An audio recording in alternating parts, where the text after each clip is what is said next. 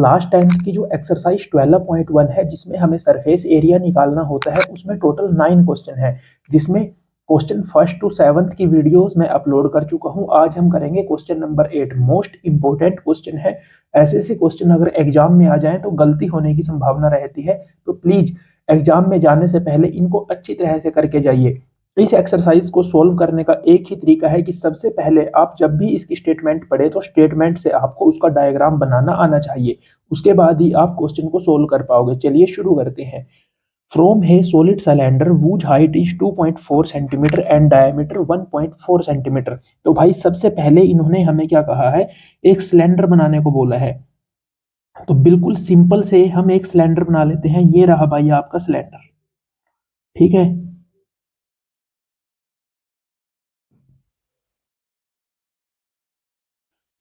A conical cavity of the same height and same diameter. इन्होंने कहा है कि एक कोन जिसकी हाइट भी सेम है और डायमीटर भी सेम है, इसमें से निकाल लिया जाता है। Find the total surface area of remaining solid to nearest centimetre square. तो भाई देखो डायग्राम कैसे बनेगा। हम एक कोन इसके अंदर बना लेते हैं जिसकी हाइट भी सेम है और भाई डायमीटर भी सेम है। तो मतलब हम इसको ऊपर से क्या करेंगे, इस तरह से हम इस डायग्राम को ड्रॉ कर लेंगे। अब इन्होंने हमें जो जो डाटा दिया है उसको हम लिख लेते हैं। तो इन्होंने हमें सबसे पहले क्या कहा है, हाइट ऑफ सिलेंडर।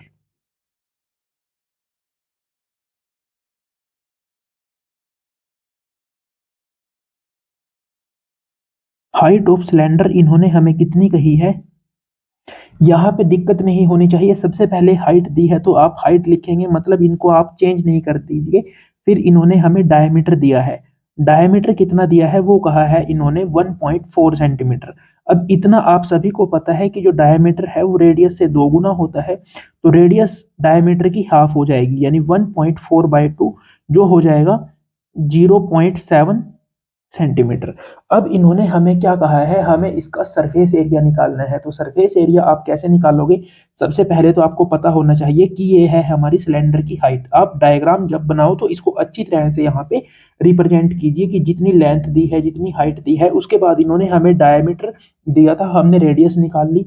तो रेडियस कौन सी होगी भाई, ये हो जाएगी इसकी रेडियस। और इन्होंने कहा है कि कोन की भी रेडियस सेम है, तो ये आपकी कोन की जो हाइट है वो भी सेम है। लेकिन जब भी हमें सरफेस एरिया ऑफ कोन निकालना होता है तो उसका फॉर्मूला होता है पाई आर एल।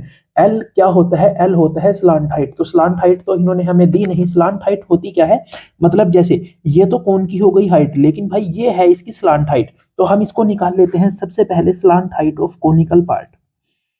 तो स्लांट हाइट को हम रिप्रेजेंट करते हैं सबसे पहले तो भाई वही पता होना चाहिए एल से।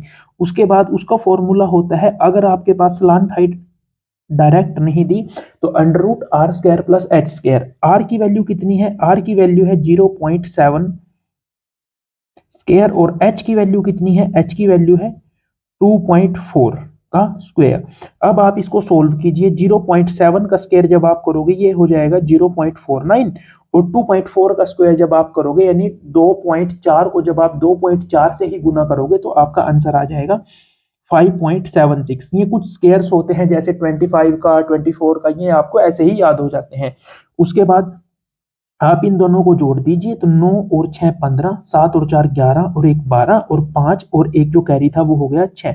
तो यहाँ पे ये आ गया 6.25। अब 6.25 का जब आप रूट निकालोगे, मतलब स्क्वायर रूट निकालोगे, तो कैसे निकालते हैं, चलिए निकाल लेते हैं। ये पेयर बन गया पीछे से, तो सबसे पहले जाएगा भाई ये 2 पे, तो यहाँ पे आ जाएगा 2। तो यहाँ पे ये जो हमने मल्टीप्लाई की थी, यहाँ पे इसकी हम प्लस करते हैं। ये आप 7th क्लास से सीखते आ रहे हैं। और इसको पूरे के पूरे पेयर को आप नीचे ले लीजिए। उसके बाद ये जाना चाहिए 5 पे, तो 2.5। तो ये आ गया आपका 2.5। इसके बाद आप इसकी यूनिट भी जरूर लिखिए जो है सेंटीमीटर। उसके बाद हमें जो जो डाटा चाहिए था हमें मिल चुका है। अब हमें निकालना है सरफेस एरिया। तो सरफेस एरिया को आप कैसे निकालोगे, यहाँ पे एक छोटी सी प्रॉब्लम है जो आपको अच्छी तरह से अपने दिमाग में बैठा लेनी है। देखो भाई ये तो रहा सिलेंडर, तो आप लिखोगे curved surface area of cylinder. इसका फॉर्मूला तो आप सभी को अब तक याद हो चुका होगा क्योंकि हमने पहले 7 क्वेश्चन कर लिए हैं जिनमें वो काफी बार यूज हुआ है। उसके बाद curved surface area of cone.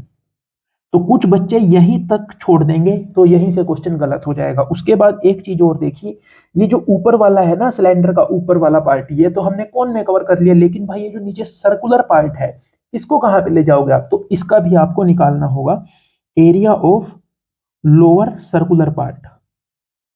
Lower में यहाँ पे लिख देता हूं ताकि आपको कोई भी कंफ्यूजन नहीं रहे जब आप इसको बाद में अपनी तैयारी मतलब एग्जाम से पहले तैयारी करने बैठो। तो curved surface area of cylinder का फॉर्मूला क्या होता है, वो होता है 2πRH। उसके बाद curved surface area of cone का फॉर्मूला भी पता होना चाहिए जो होता है πRL। और एरिया ऑफ सर्कल कितना होता है भाई, वो होता है πr²। तो अब आपको करना क्या है, देखो यहाँ पे हम जो कॉमन ले सकते हैं उसको कॉमन ले लीजिए। कॉमन आप यहाँ पे आर को ले सकते हैं, क्यों ले सकते हैं, क्योंकि रेडियस तो सबकी सेम है, कोन की भी रेडियस सेम है, सर्कल की भी रेडियस सेम है, सिलेंडर की भी रेडियस सेम है। तो पाई भी आप कॉमन ले लीजिए और आर को आप कॉमन ले सकते हैं। इसके बाद यहाँ पे पाई और आर को जब आपने कॉमन ले लिया, ये बचा 2h, यहाँ पे बचा l और यहाँ पे बचा एक r, सिंगल r। तो उसके बाद आप वैल्यूज पुट कीजिए। What is the value for pi, वो होती है 22/7। रेडियस कितनी है भाई, वो है 7, तो यानी 0.7। तो क्या हम वहां से डेसिमल को रिमूव करके बाय में 10 लगा सकते हैं, फ्रैक्शंस में कन्वर्ट कर लिया। h हाइट कितनी है, 2 × 2.4। स्लांट हाइट आपने निकाली वो कितनी है, यानी l वो है 2.5। उसके बाद r कितनी है, वो है 0.7। अब जो कट सकता है काट लीजिए और आपका आंसर आ जाएगा। 7 से 7 को कट कर दीजिए, ये बचा यहाँ पे 22/10। तो हम इसको लिख सकते हैं बाहर 2.2। अब 2 को 2.4 से मल्टीप्लाई करोगे तो 2 4 8 और 2 2 जा 4, ये आ गया 4.8। उसके बाद 2.5 और ये हो गया 0.7। अब जो ब्रैकेट्स के अंदर है उनको आप पहले सोल्व कर लीजिए, मतलब इन तीनों को आप जोड़ लीजिए।